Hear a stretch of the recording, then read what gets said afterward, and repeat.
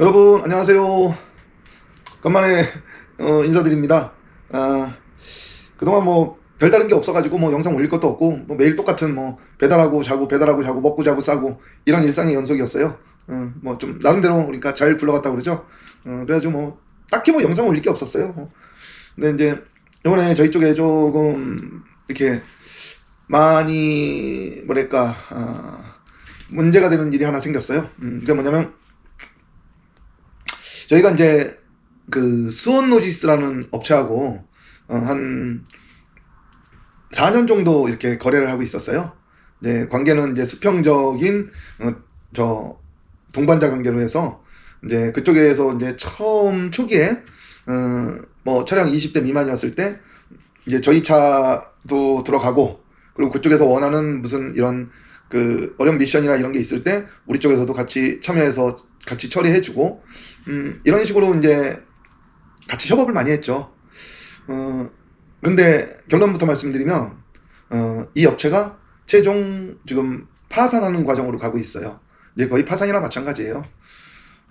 이 업체는 어디에 주 뿌리를 두고 있는 업체냐면 쿠팡 쪽에서 이제 벤더사인데 메이저 벤더사예요. 메이저라고 하면 뭐 한 4, 500대 넘는 그런 규모를 보통 메이저라고 하는데 쿠팡 내에서 그러니까 인력 보유 킥풀 넣고 있는 인력 보유 현황으로 보면 상위 뭐 10위권 안에 들어가는 그런 큰 업체죠. 그러니까 한 20대 정도 시작할 때부터 저희가 같이 해서 한 4년 정도 경과해서는 거의 500대에 육박하게 이렇게 규모를 키운 아주 큰 업체죠. 근데 이 큰 업체가 지금 파산 절차를 밟고 있어요. 근데 이제 좀 저도 제가 너무 믿었던 건가 아니면 둔감한 건가 뭐 이거는 좀 모르겠지만 작년 12월경부터 그런 소리가 들리더라고요. 저희 직원들한테도 연락이 오고 다른 외부에서도 연락이 오는 거예요. 이제 뭐 그 얘기의 요점은 뭐냐, 급여가 안 나온다. 그래서 이게 뭔 얘기지 긴가 함인가 했어요. 하지만 제가 전혀 의심을 안 했던 이유 중에 하나는, 자 이제 이 업체가 인원 그러니까 퀵풀 우리 하는 기사님들이 한 500명 정도 가량 되는데 거기서 평균적으로 기사님들이 배송하시는 게 한 7천에서 10,000건 정도 배송을 하시잖아요. 평균적으로 뭐 더 못하는 분들 있지만 하여튼 제 기준으로 보면 그렇습니다. 그런데 그냥 7,000건만 해도 그러면은 그 7,000건이면은 7,000건에 대해서 50원씩만 수수료를 받는다고 해도 50원보다 더 받아요. 하지만 그냥 아주 작게 50원씩 짜도 7,000건에 5, 7, 35, 35만 원이잖아요. 그럼 35만 원에서 만약에 500달이라고 해보세요. 그러면 잠깐 계산이 느려서 계산기 뚫으면 그냥 35만 원씩 차당 35만 원씩 하고 35만 원에 곱하기 500대다. 그럼 보세요. 1억 7,500이 나와요. 아무리 못 남아도 이거 사실은 보통 한 2억에서 3억 정도 남아요, 이 업체가. 그런데 그냥 제가 아주 보수적으로 이렇게 잡고 그냥 이렇게 대충 계산한 건데, 그럼 1억 7천이 남는다고 봤을 때 대략 사무실 운영비, 직원들, 관리자들 운영비 뭐 이런 거 내부적인 거 다 그걸 고정비라고 그러잖아요. 고정비를 내보내고 그게 얼마냐? 뭐 그냥 대략 아주 그냥 사실은 5천도 안 들어갑니다. 근데 뭐 그냥 많이 들어가는 걸로 봐서 7천 들어갔다 그래요. 그럼 1억 7천에서 7천 경비로 다 처리했어요. 그럼 순수하게 나한테 남는 거예요. 세금이고 모든 걸 빼고 아주 순수하게 제가 가져갈, 이제 대표이사가 가져갈 수 있는 건, 수원노지스의 대표이사가 가져갈 수 있는 돈이 1억이에요. 최저. 이런 회사 구조이기 때문에. 그리고 여러분들은 이거 아세요? 이런 사람을 갖고 수익을 창출하는 회사들은요, 기본적으로 들어가는 돈이 없어요. 사무실 하나 있으면 돼요. 여직원 있으면 돼요. 그리고 관리 직원 몇 명 있으면 돼요. 근데 다른 데를 볼까요? 커피집을 차려도 머신, 직기, 가구, 인테리어 돈 암심 들어갑니다. 그리고 뭐 오래되면 또 재인테리어 해야 되고요. 공장도 공장 같은 거 하면 설비, 기계 뭐 이런 거 저런 거 들여놓고 그래가지고 그걸 갖고 그 제조업 같은 경우에는 뭐 그 많이 남겨야 20-30% 정도 남긴다고 하는데, 자 여러분들 생각해 보세요. 저도 마찬가지예요. 당장 제 몸뚱이 하나, 사무실 하나, 저희는 여직원도 없어요. 영세한 기업이라 들어갈 돈이 없어요. 진짜 없어요. 인터넷비 자잘하게 뭐 해봐야 한 달에 저희가 그런 경비로 지출할 수 있는 게 500이 안 돼요. 그런데 여러분 생각해 보십시오. 그렇게 큰 업체가 저는 무너질 거라고 상상도 해본 적이 없어요. 그리고 그냥 되게 간단해요. 시설비나 이런 게 없는 회사들은, 자, 쿠팡이 돈 안 주는 회사 아니잖아요. 돈 잘 줘요. 따박따박.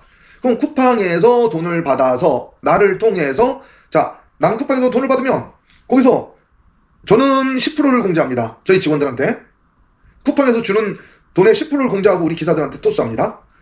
그런데 뭐 다른 업체들은 좀 덜 뛰는 업체들도 있어요. 그런 업체는 5%, 7%, 뭐 많게는 10%, 뭐 어떻게 보면 더 뛰는 업체도 있겠죠. 그건 이제 회사와 그 기사분들 간의 자율적인 계약에 의해서 정해진 거니까 그건 모르겠고, 어쨌든 간에 그 최저 5%가 남는다고 보면, 자, 그냥 저를 통해서 급여 다 주고 5% 먹고 그 5% 내에서 한 10% 정도는 사무실이나 뭐 기타 운영비로 쓰고, 그래도 순수하게 내가 남는 거니까, 절대 이 사람 갖고 하는 장사는 머리도 많이 아파하고 사람이라는 게 참 변수가 많아요. 그러다 보니까는 뭐랄까, 힘들기는 하지만 관리한다는 거에 스트레스 많이 받고요. 아니 그렇지만 이것처럼 이렇게 자본, 소자본, 그리고 투입 없이 따박따박 수익을, 저 같은 경우는 10%를 남기는데 10% 마진이면 굉장히 높은 거예요. 낮은 거 아니에요.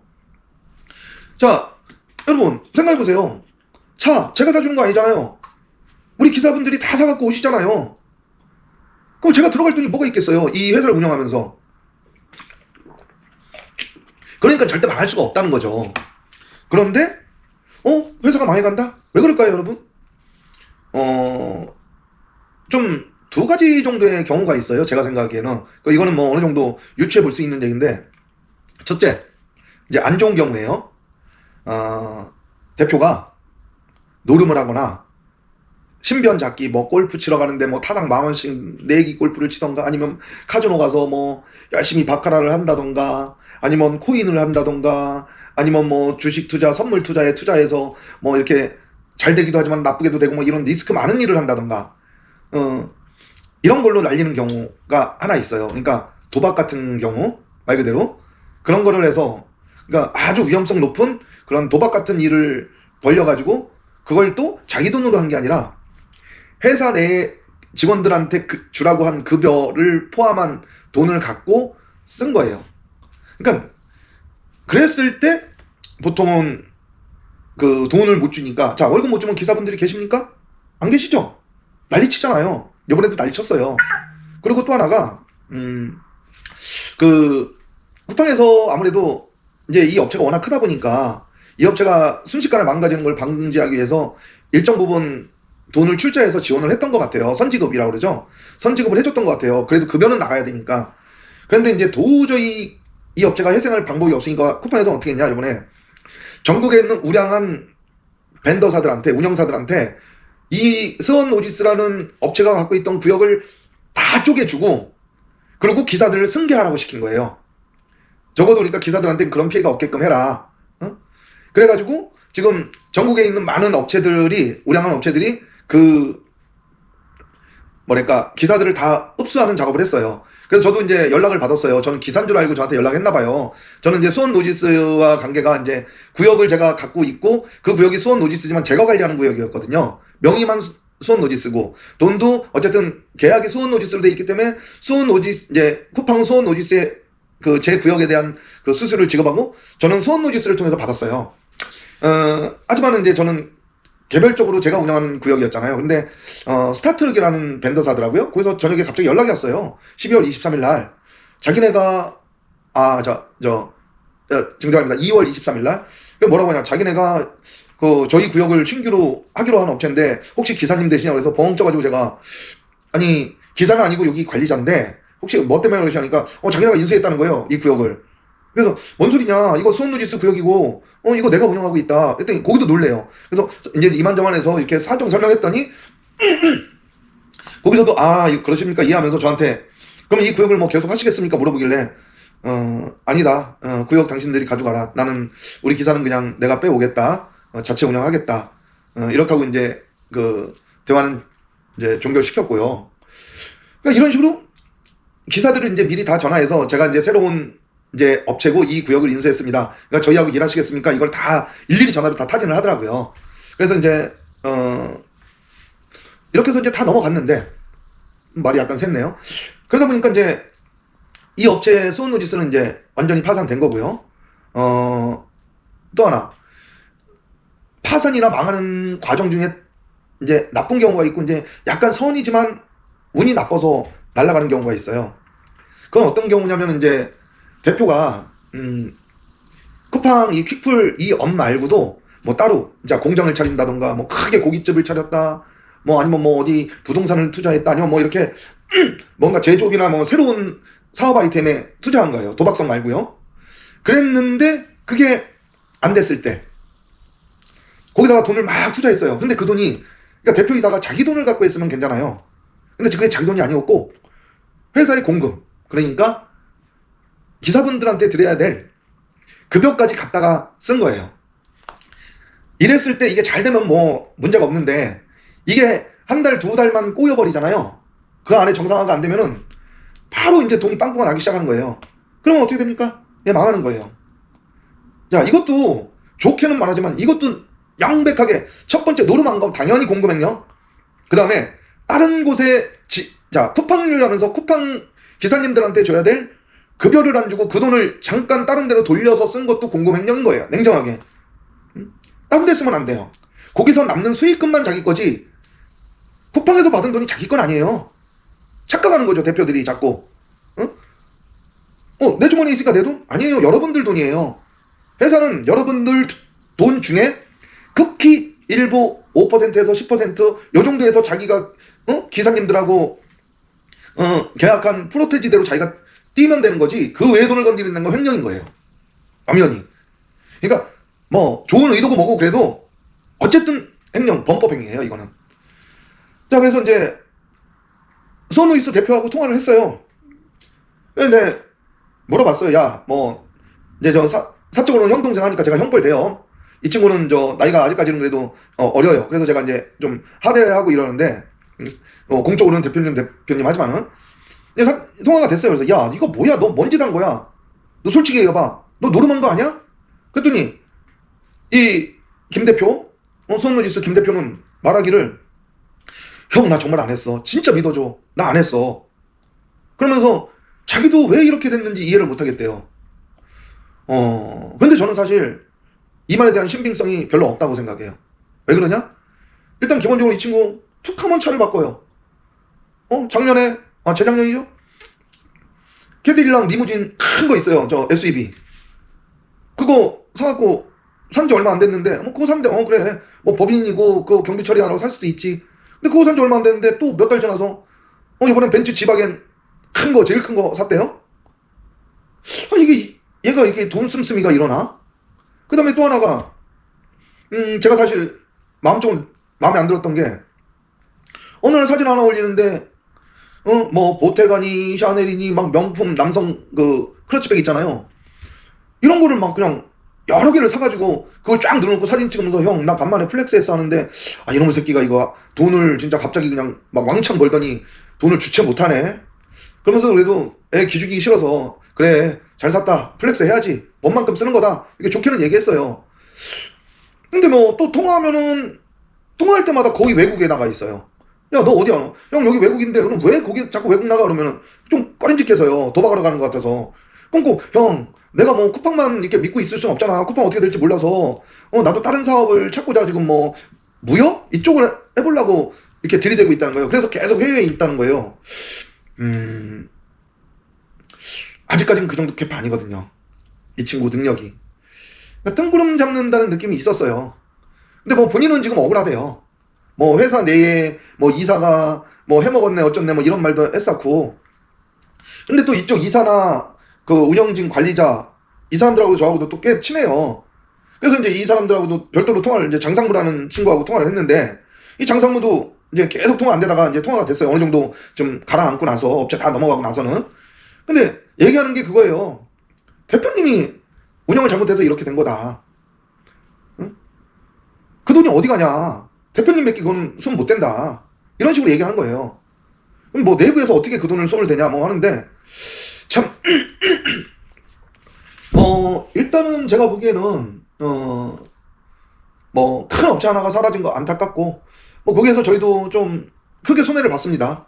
저희 넣어놓은 애들 돈 못 받았으니까 저희 나름대로 저희도 크게 손해를 봤지만, 이 친구들한테 그런 얘기 했어요. 장상무한테 그렇고 좀 김 대표한테도, 내가 내 돈 받으려는 거 아니다. 돈 달라고 한 적도 없다 지금.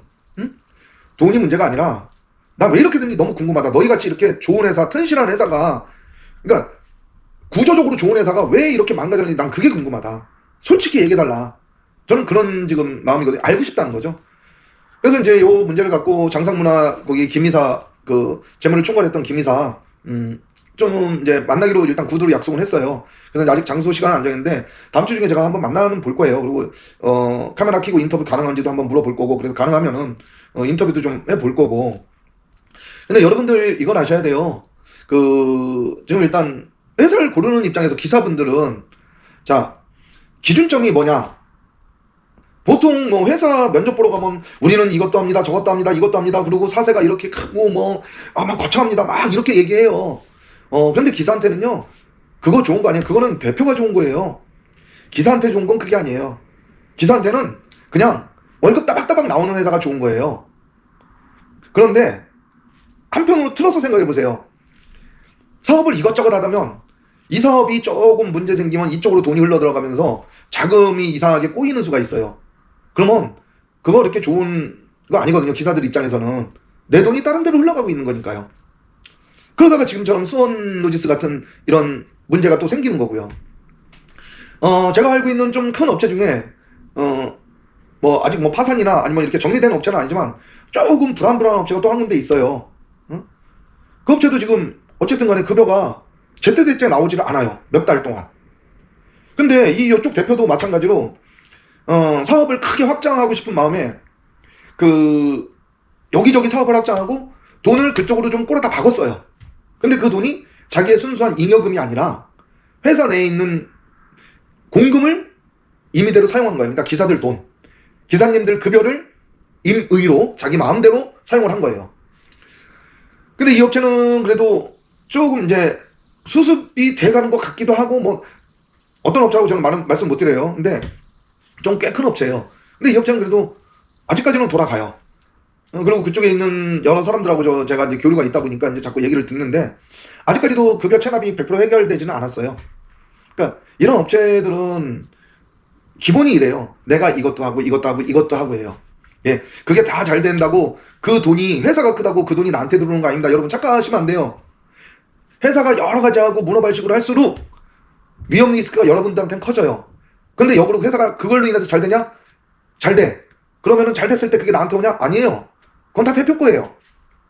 그러니까 시작할 때 여러분 돈을 갖고 시작을 해요. 공금을 갖고. 잘 되면 그 돈이 그 혜택이 여러분한테 가야 되잖아요. 절대 안 갑니다. 그건 다 대표 거예요. 그러니까는 회사의 구조가 단순한 회사를 찾아가시는 게 훨씬 좋습니다. 구조는. 막 문어발식으로 이것저것 하는 회사, 그렇게 좋은 회사 아니에요. 예. 그리고 다시 한번 말씀드리지만, 쿠팡에서는 100% 돈을 다 잘 지급해요. 밀린 적 없어요. 그러면 그 돈이 나한테 왔으면, 내가 대표예요, 내가 회사예요, 회사에 도착했어요. 그러면 회사는 이 돈을 잘 운영할 권리가 있어요. 어떻게? 내가 받아야 될 기사들의 수수료만 원천 징수하고 나머지를 온전히 기사들한테 전달할 의무가 있는 거예요. 근데 그걸 안 했다? 횡령이고, 좀 강한 임팩트로 얘기하면 여러분들의 돈을 도둑질한 거예요. 문제가 안 생겨도 그거는 안 좋은 짓을 한 거예요. 잘 되면 좋죠. 근데 여러분 돈을 갖고 잘 되는 건 잘못된 거예요. 자기 돈을 갖고 잘 되거나 못 돼도 잘못돼야 돼요. 그래야 여러분이 안전하고, 또 그래야 그 대표도 망하는 건 거기서 망하더라도 다시 맨징이 되게 쉽게 되는 거예요. 기본 계속 나오는 캐시카우라고 그러죠. 돈이 나오는 구멍이 있으니까. 그러니까 간만에 좀 저한테는 좀 안 좋은 얘기고, 그렇지만 상황이 좀 이렇게 됐다. 요거에 대해서 한번 알리고 싶었어요. 그리고 여러분들도 이런 업체에 대해서 이제 급여가 조금 밀린다 이럴 때는 많이 신중히 생각을 좀 많이 하셔야 되는 부분이 있다는 거. 그리고 이번에 수원로지스 거는 다행인지 불행인지 처리가 좀, 어쨌든 기사들이 고용 승계가 다 됐고, 그리고 워낙 이 승계했던 업체들이 뭐랄까 구역을 승계했던 업체들이 재무적으로 좀 탄탄한 것 같아요. 그래서 저한테도 얘기한 그 인수했다고 연락 온 업체가 하는 얘기가 일단 이 구역을 자기가 받았고 급여는 못 받으신 걸로 알고 있다 자기가. 그래서 자기가 이 급여에 대해서 일정 부분 해결을 해주고 싶다. 대신 조건은 자기하고 일을 해야 된다. 자, 이분들은요, 이 벤더사 대표님들은 어쨌든 자기 생돈을 그 선의로서 베푸는 거예요. 그러니까 고맙게 생각하셔야 돼요. 이 사람들이 이거 줄 이유 없어요. 그런데 어쨌든 물론 100% 선의는 아니죠. 구역을 받으면서 이 구역을 온전히 잘 이끌어가고 싶은 마음에 그 여러분들한테 이제 그 미지급된 급여에 대해서 일정 부분 책임져 준다는 거죠. 어쨌든 그건 선의예요. 목적은 조금 껴있지만 그게 나쁜 목적이 아니라 좋은 목적이잖아요. 그러니까 좋게 봐주셔야죠. 그래서 그나마 다행인 게 지금 일정 부분 거의 다 이렇게 급여가 체납된 급여가 그런 식으로 해결되고 그런 것 같아요. 그리고 쿠팡에서는 이미 그 수원 오지스로 모든 그 급여 정상금이 다 나갔어요. 그리고 나간 걸 떠나서 이미 선불로 지급을 했기 때문에, 그러니까 대출 형식으로 선지급을 해줬어요. 그러니까 쿠팡에서 또 지급해야 될 의무는 없는 거예요. 쿠팡은 어쨌든 이 업체하고 계약했으니까 이 업체한테 급여 주는 게 맞는 거예요. 그래서 다 나갔어요. 자, 그래서 이렇게 좀 안 좋은 업체가 하나 생겼고 큰 업체가 하나 날라갔고 이렇다는 거.